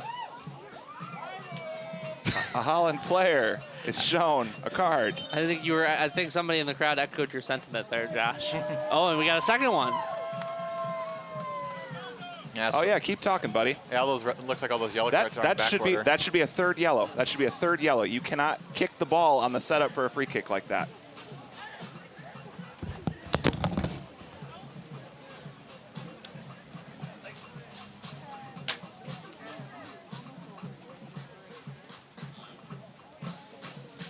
Josh is not having it here in the booth, that's for sure. Don't get the wrong Josh confused. The other Josh. Josh Pugh is not having it in the booth here. We're going to try and keep it professional. Yellow card shown to Holland Rovers number 21, Axel Urbina, and number 31, Mike Saldana.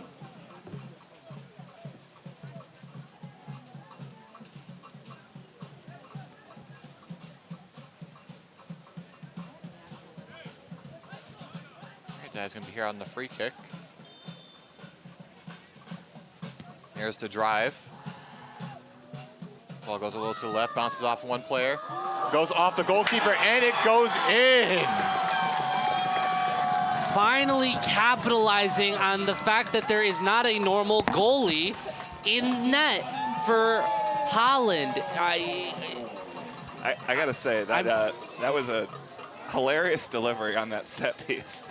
I say David Adai had a high arcing ball in. And what else do you do in that situation? Because the rain is coming down hard, and that's what you do. You pop it way up in the air and you hope for the best. And this is a squad that we know can capitalize it, as the emergency goalkeeper for Holland Rovers is now injured. Maybe he's going to lay there for 15 minutes. We'll see what happens.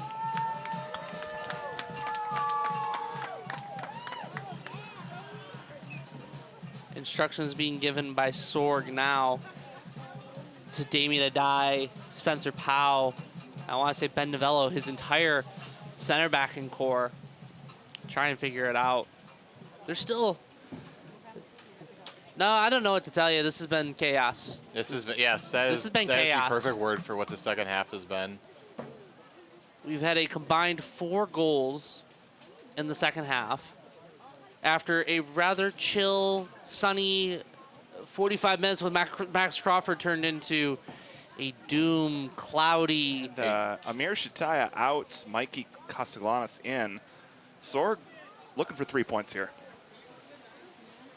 That's got to be the goal every game, regardless of what's on the line. 3 points is 3 points.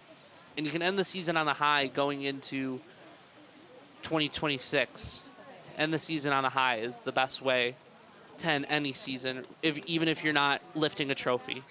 Well, and that is, I think that is Brent Sorg's goal in every game. The tactical approach shifts under live fire, especially when a hallucinated handball is given.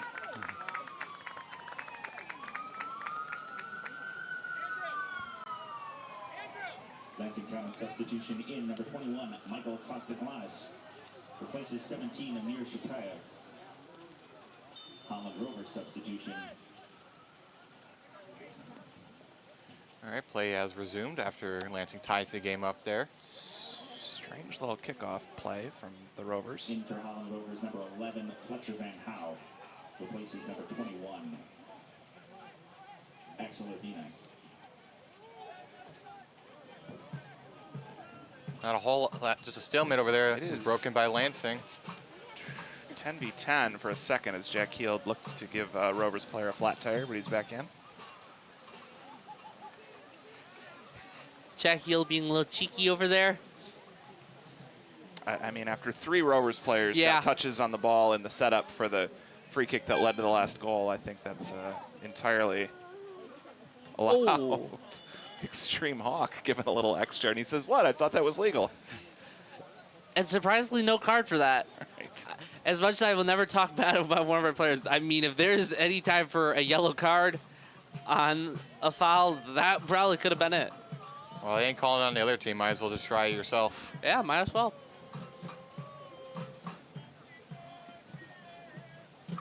Man, the rain is coming down hard.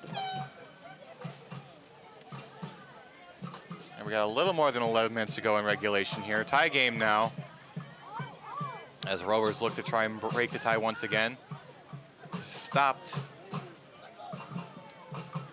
Now Holland's looking for, I think, as Farhat is just shadowing them. There's a shot from number 7. Goes out of bounds. Goal kick for... Oh, never mind then. What? That should not have been a corner kick. It must have been deflected off his foot because, yeah, Johnny watched that every step of the way. We're a little far up here. Sometimes it's kind of hard to determine whether or not it went off of who went off of what last. Here comes a corner kick for Holland. Right in the middle. A couple of Robins are able to corral it. That was a dive with one shot. Blocked by another. Oh, here comes a chance.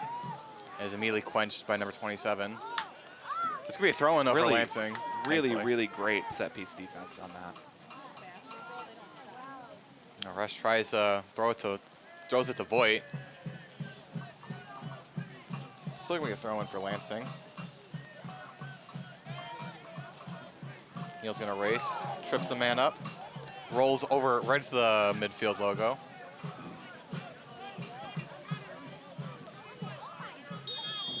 Now we got another whistle. They're just calling anything at this point. That looked like 2 guys playing soccer to me, but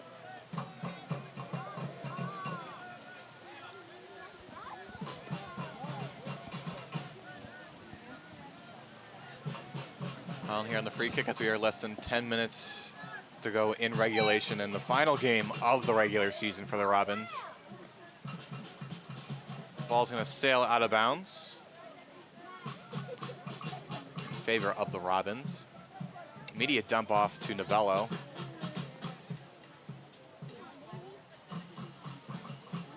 Elias is going to try and clear it, and he does, but it's going to be blocked. And we get another whistle. And we got a Rover down right at the right inside the box of Lansing.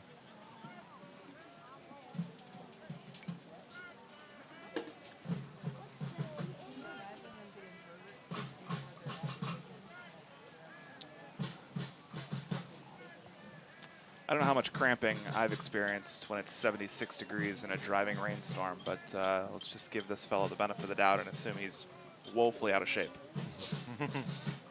Took the words right out of my mouth there, Josh.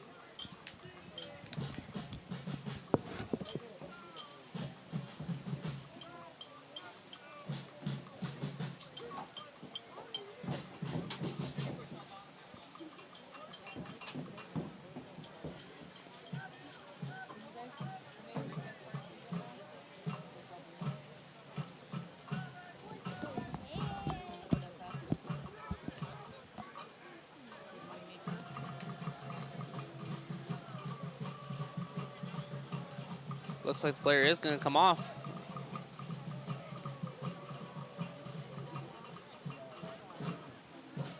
And he's limping on the track field right now.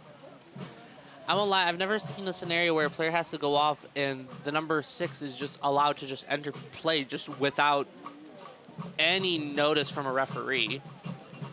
That's a new one for me.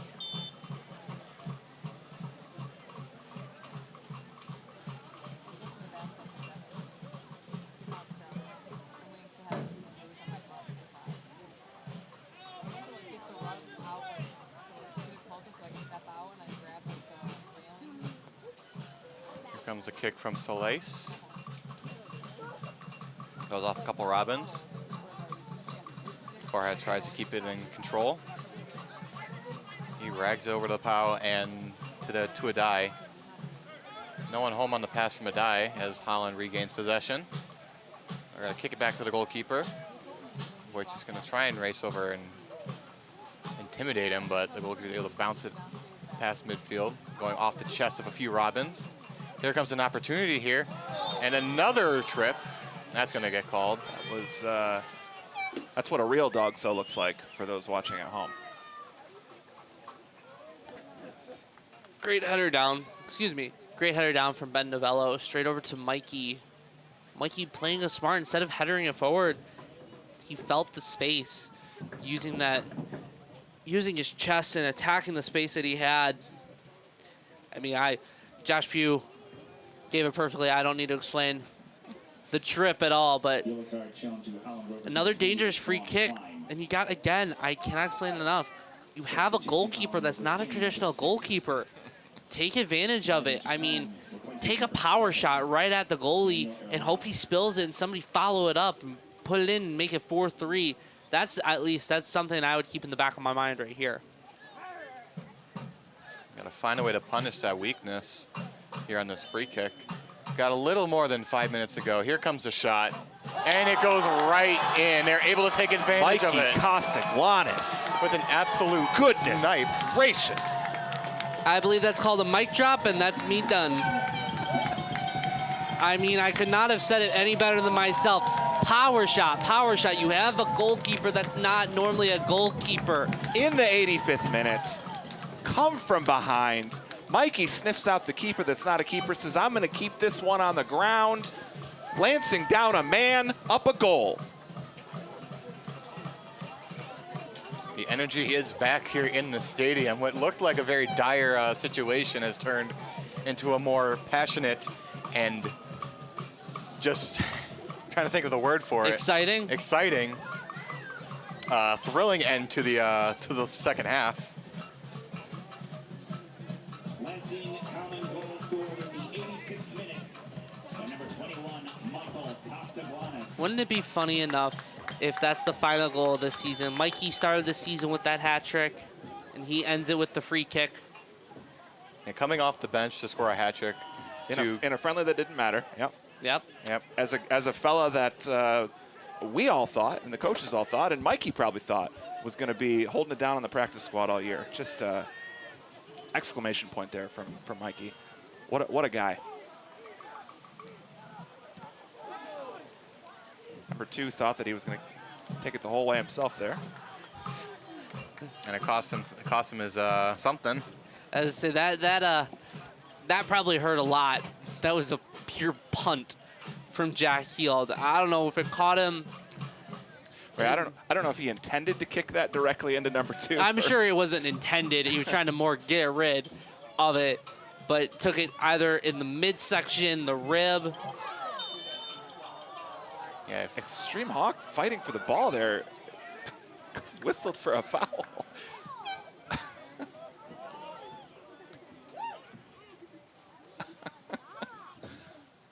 I've heard about walking on eggshells. You're walking on hot coals with these guys. What a game this has been.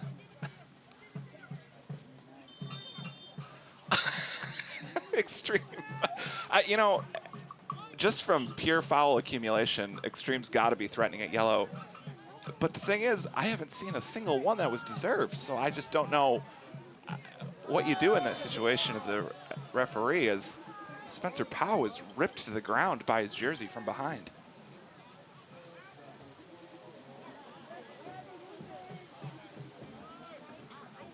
Well, less than 3 minutes to go here in regulation. Lansing still has the 1-goal lead as we're getting closer and closer to stoppage time.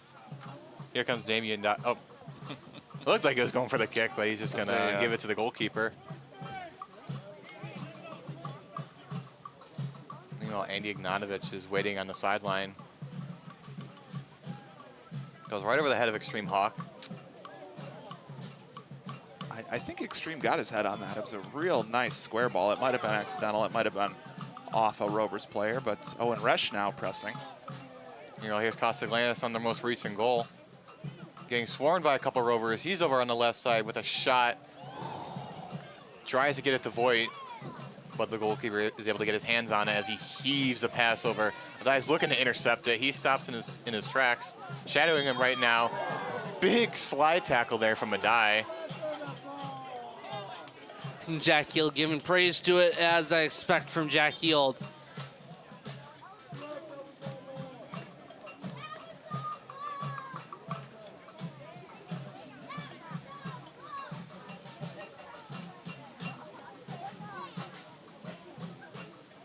And the injured player pops up. I don't know Taking if his sweet time to get up. I don't know if you necessarily want I to think waste time now. You got 1 minute left in on top of it, stoppage time. Jack Voigt really limping. And Voigt is out for Andy Ignatovich. Voigt's had himself a good game. I believe he was able to get the game-tying goal, the 3-3 one. Yes, that's correct. Yes. Little note. I blacked out. I don't remember what happened, but I know that Voigt had it. There's a kick from number 2 off the head of another Rover. But that Farhat's was- able to steal it right from him. That was a really, really unfortunate decision to head that ball because they had a great setup behind him that he just didn't know about. Stolen now by the Robins, racing for it across the middle. That was Castaglanis who just scored the game, or the tie-breaking goal for the Robins. As we are reaching the final seconds of regulation, let's see how many minutes the referees are going to give for stoppage time. You know, it could be 1, it could be 9. Nothing would surprise me after this.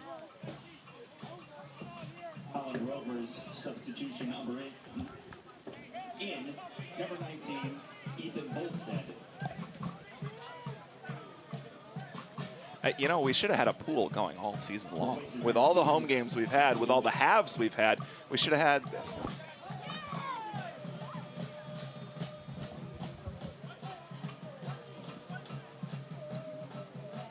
Okay, Max Crawford just gave us the confirmation on how much stoppage time. We're going to have 5 minutes. Well, Oh, 8 minutes. 8 minutes of stoppage time. Oh, excuse. The fourth official put a big 5 to the main official. That's what I assumed. All right, here comes a chance here for the Robins on the left side. That is, I believe that's Castaglanis. He gets tripped up. Mikey absolutely taken down and gives the Selly the goals, the slide and Selly after the foul is awarded, which, you know, relatable. That's how I've been feeling after a call goes our way in this game. Yeah, he deserved that. Well, he deserved to do the Selly. Viewers of the live stream see that we are 1 minute into the 8 already as the Robins setting up for a dangerous free kick, but not putting a lot of danger into the box on this one. Time waste, put it to the corner, or are you just going to go for a shot? I mean, the goalkeeper. I think you throw it in the box and you see what could happen. This guy's been unreliable. He's had a lot of trouble going down to his down to the ball on the floor, so I would take advantage of it again. I would do the exact same thing. Here comes the shot. Ooh, tries a quick pass, but it's disrupted by Holland. Still in bounds, though, on the left corner is Mikey K to the corner. Castaglanis. He gets Taken tripped down up again. They're just going to call a throw-in, though, as Hawks intercepts that throw-in. The ball trickles over to the middle. Now Holland's got possession of it as they're angling onto their left side. Owen Rush stops it as Hawk slows down, or Farhat slows down to corral it. Ball's going to and these might have, goalkeeper gets it. these might officially be the worst conditions I've ever seen a game played in at Eastern Stadium. Oh, that didn't go into the net, but that did go through the upright, so that is a 6-0 game in terms of American football for the Robins. That'll probably be the last one of the season. No, I had to put my arms up for that one. That one. It looked like it might drop in. Another poor goal kick. Owen Rush wanted to take it himself. Good touch from the kid. Great touch. Oh, my goodness. What a touch from the kid. Go on, young man. We will see you at tryouts in March. That was very impressive. All right, here comes Damian Dye on the throw-in. We're 3 minutes into stoppage time here. Lansing still has a 4-3 lead over the Rovers in what has been a eventful second half.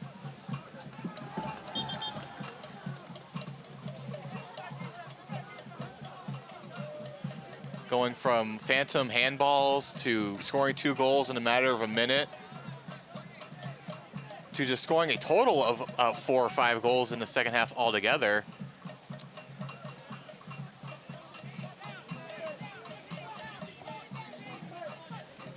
Whatever side you're on, it's just been an eventful game to say the least. It doesn't matter what side, if you're a Rovers fan or a Robins fan. This has been an eventful end or cap to the end of the season as the ball goes out of bounds. Jack Keel taken down in the aftermath of that, complaining to the ref. Love to overhear this conversation. A corner kick for the Rovers. Trying to look to tie this game up as we're about halfway through in stoppage time. He's ready with the kick. Boots it in the middle with the header, and it goes left instead of through. The Rovers dialed up exactly what you want there, and I don't know how that did not find the back of the net. Just ever so slightly putting too much of it to the left-hand side of the goal. That was power, placement, exactly what you want from a corner, just too far to the left. Count your lucky stars. All right, goal kick here for Damien Adai. Not sure if the yellow for time wasting is being shown to Damien or to Johnny Schwartz there, but after the yellow is shown for time wasting and then the goal kick is taken, the referee says, no, try that again. So He's just doing whatever he wants at this point. I'm not even gonna bother questioning because it would hurt. It's gonna hurt my mind Damien trying to. is moving as quickly as he can to avoid a second yellow. There's no point trying to decipher what's going on through this guy's mind. Flick by Extreme Hawk. Excellent elbow in Extreme Hawk's back by the Rovers defender, and Hawk is just getting boxed out by the defender. the ball kid didn't initially see out from under his umbrella, and the Rovers keeper screaming at the ball kid.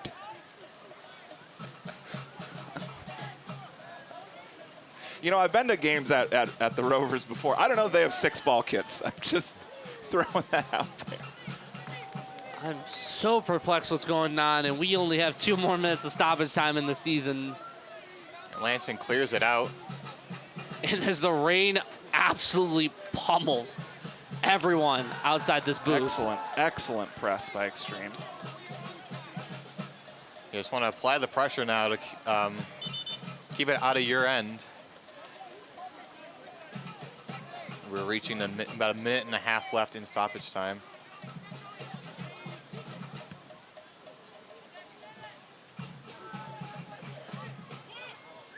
Ball's bouncing around all the different Robins at the moment. And Rush takes down a Rover as the whistle's called on that. Getting ready for a potential set piece here. As number 31 is signaling he's ready to go.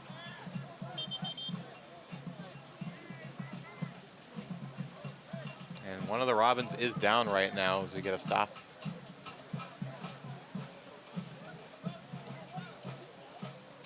We'll have more time added on top of this, but it's been a long game, a lot of cramping, a lot of fatigue. The humidity is definitely playing a factor. Trainer runs out of the field for Owen Rush, but he was just cramping, and now he's running back to the trainer.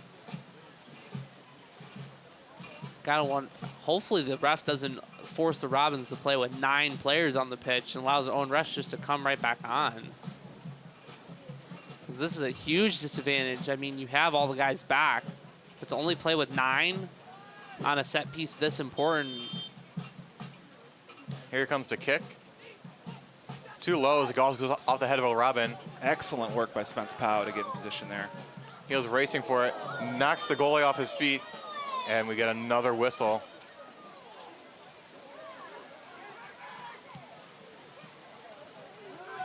Stopped again by the Lansing defense as they clear it out once again. Coach Rosie.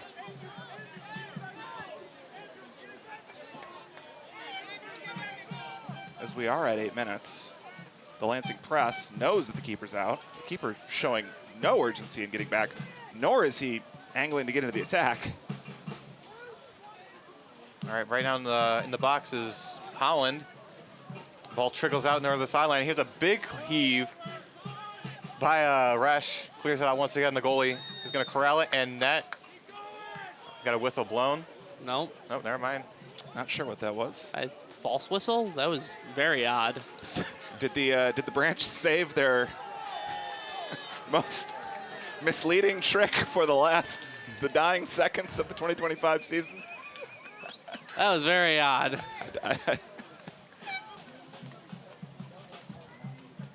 So we are in the 100th minute. Definitely has been the longest game so far that we've called this season. Lansing lining up. Felt like it.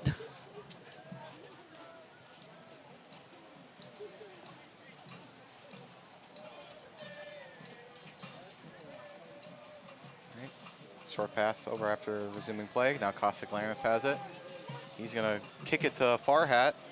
Now Farhat's going to go over to the right corner. He Great gets a ball pass from over to Jody. Resch. Here comes Resch. Resch with a shot. And it doesn't go in. Called offside. Wouldn't matter because they called it offsides. And that will do it to cap off the season. A very, very interesting end to the season. Lansing is able to get off, come out on top, 4-3. A rather bittersweet end to what was a phenomenal start to the season. But they're looking to get out of this. Boys, I didn't see anything better about that. Justice is served. Lansing 4, the marauding Rovers from Holland 3. Drive home safely, boys and girls. What a season. It had everything. Yeah, I'm so lost. I meant to bring it up earlier, but it was so chaotic. Goshen City is up 3-0 against Midwest United in That's Goshen, a game Indiana. that means nothing. This game means everything. So if the result holds, the Roberts finish second. No division title, but still absolutely incredible. What a chaotic way to end this season, Noah. Yeah, what a chaotic way to end absolutely. this. You know, we got 10 months left until the 2026 season kicks off. I just hope that Goshen City can figure out a way to make the width of their field comply with the rules of the game. Maybe over the next 10 months they'll be able to figure that out. Oh man, it's been a summer, Noah. It's been a summer. It has, in fact, been a summer. That was a great way to describe it, Josh. It's been a summer. We had highs of highs. Had some disappointing results the last couple weeks, but to end it on a win. Yeah, absolutely. It's been Especially awesome. with, it looked like all the odds were against the Robins in that second half. It just felt like they had the wrath of God to deal with, and they were able to prevail from it at the very end. Yeah, it is. It was the most chaotic half of soccer that we've seen all summer. It's been fun.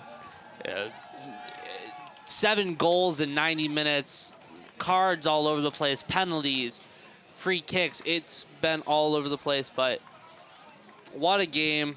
What a way to end the season for the Robins. Yeah, that's right. It's a great way to end the season for us here in the booth. This has been a very, very interesting summer for both of us in the season. Yes, it certainly has. I'm trying to, as I move Josh Pugh's mic away from us. It's been a fun summer, Noah, with you. It has been a fun summer. It's been fun. It's been an enjoyable summer as the rain absolutely pummels down onto everybody. Yeah, not the type of weather I'd like to end the season off with, but they came out with the win. At least that's something you could. That's the silver lining here today. 3 points is 3 points. That's all that matters, regardless of what's happening outside of town or what is going on. 3 points matter every day of the week. Yeah, we'd like to thank everybody who has tuned in throughout the entire season. Your support means everything, and it's just great. It's just been great all around. With that being said, I'm Noah Stalker. I'm Josh Lee. It's been fun. It's been fun. Signing off for the last time this season.